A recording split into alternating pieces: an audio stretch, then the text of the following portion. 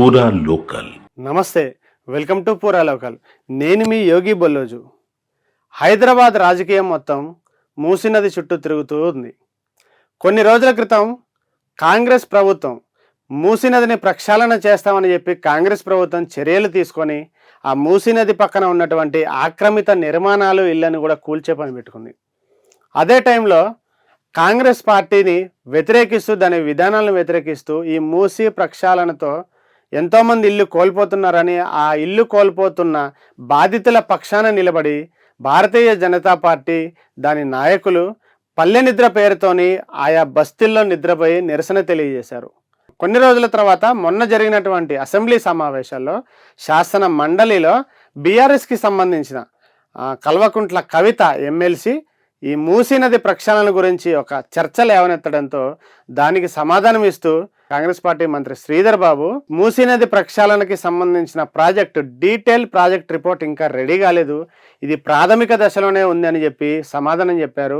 ఆ ప్రాథమిక దశలో ఉన్న రిపోర్టును కూడా ఆగస్టులోనే కేంద్ర ప్రభుత్వానికి, ప్రపంచ బ్యాంకు నిధుల కోసం ప్రపంచ బ్యాంకు కూడా నివేదిక అందజేసింది.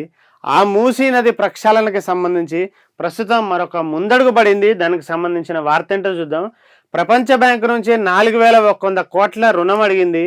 దీని సిఫార్సుకు కేంద్రం సూత్రప్రాయంగా అంగీకరించింది. అంటే దీన్ని సూత్రప్రాయంగా అంగీకరించింది తప్పితే కంప్లీట్గా టెక్నికల్గా కంప్లీట్గా అంగీకరించలేదు. దానికి సంబంధించి డిపిఆర్లు అందజేశాకే ముందుకెళ్ళాలని సూచన చేసింది. డిపిఆర్లు అంటే డీటెయిల్ ప్రాజెక్ట్ రిపోర్టు, అది అందజేశాకే ముందుకెళ్లాలని సూచించింది. రాష్ట్రానికి తాజాగా కేంద్ర పట్టణాభివృద్ధి శాఖ లేఖ రాసింది. తెలంగాణ రాష్ట్ర ప్రభుత్వానికి రాసింది. మూసీ రివర్ ఫ్రంట్ అభివృద్ధి ప్రాజెక్టును ప్రపంచ బ్యాంకు నుంచి రుణం తీసుకోవడానికి తెలంగాణకు కేంద్ర గృహ పట్టణాభివృద్ధి మంత్రిత్వ శాఖ సూత్రప్రాయంగా అంగీకారం తెలిపింది. ప్రపంచ బ్యాంకుకు సిఫార్సు చేయడానికి అంగీకరిస్తూ సమగ్ర ప్రాజెక్టు నివేదికలు అంటే డిపిఆర్ అందజేయాలని, రుణ ఒప్పందం జరగటానికి ముందే డిపిఆర్లు ఇవ్వాలి, డిపిఆర్లు ఇచ్చిన తర్వాతనే మేము ఒప్పందం చేసుకుంటాం అన్నట్టుగా ప్రపంచ బ్యాంకు స్పష్టం చేసింది. ఈ మేరకు విదేశీ సాయానికి సంబంధించి సిఫార్సులు చేసే ఒక కమిటీ ఉంది. ఆ కమిటీ కేంద్ర పట్టణాభివృద్ధి శాఖకు సంబంధించిన కమిటీ, దాని డైరెక్టర్ రజనీ తనేజా తాజాగా తెలంగాణ రాష్ట్ర ప్రభుత్వానికి ఒక లేఖ రాశారు.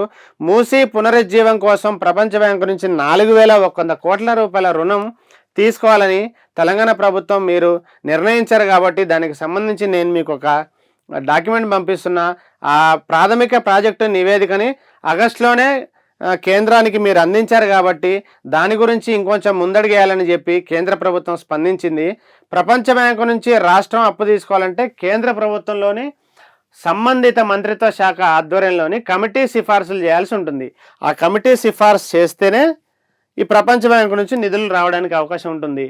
Musi river front development corporation limited అనే ఒక పేరుతోని ఈ మూసీని పునరుజ్జీవం చేయాలని చెప్పి కాంగ్రెస్ ప్రభుత్వం సంకల్పించుకుంది.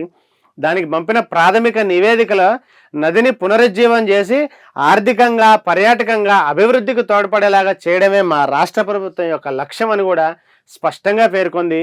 హైదరాబాద్ మధ్యలో నుంచి ఈ మూసీ నది ప్రవహిస్తుంది కాబట్టి దీన్ని పునరుజ్జీవం చేస్తే ఈ జీవ వైవిధ్యం పెరగడంతో పాటు సాంస్కృతిక వైభవాన్ని కూడా చాటి చెప్పడానికి తోడ్పడుతుంది, మౌలిక సదుపాయాలు కూడా కల్పించడానికి తోడ్పడుతుందని రాష్ట్ర ప్రభుత్వం వెల్లడించింది. నదిలో పరిశుభ్రమైన నీరు ప్రవహించేలా చేస్తామని గతంలో బీఆర్ఎస్ ప్రభుత్వంలో ఉన్న సీఎం కేసీఆర్ కూడా ప్రకటించారు. ప్రస్తుతం ఉన్న కాంగ్రెస్ ప్రభుత్వం కూడా అదే మాట చెప్తుంది. భారీ వర్షాలు, వరదల నుంచి కూడా ప్రజలకు ఎలాంటి ఇబ్బంది లేకుండా చూస్తామని, పనులు పూర్తయ్యాక మూసీకి ఇరువైపులా నగరం యొక్క స్వరూపమే మారిపోతుందని, సిటీ చాలా డెవలప్డ్గా ఉంటుంది, చూడడానికి కూడా అట్రాక్టివ్గా ఉంటుందని చెప్తున్నారు.